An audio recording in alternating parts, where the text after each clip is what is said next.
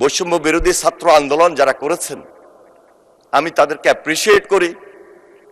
DB অফিসে তাদের সঙ্গে দেখা হয়েছে, তাদেরকে মনোবল দিয়েছিলাম, সাহস দিয়েছিলাম।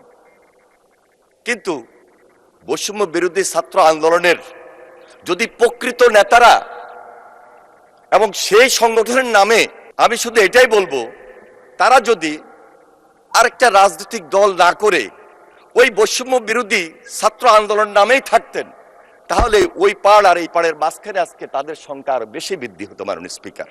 কিন্তু তা হয় নাই। একটা নতুন রাজনৈতিক দল ওনারা করেছেন, কিন্তু সেই সুযোগটা ওনারা নিতে পারেন নাই।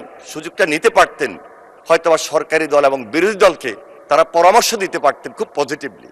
কিন্তু কেন এই যে গত 1.5 বছর নির্বাচনের আগে কিছু স্বার্থের কারণে, আমার মনে হয় এটাও একটু আমাদের চিন্তা করা উচিত। আসলেই ছাত্র রাজনীতির সুবাদে, আন্দোলনের সুবাদে সেখান থেকে কোনো সুযোগ নেওয়া যায় কিনা।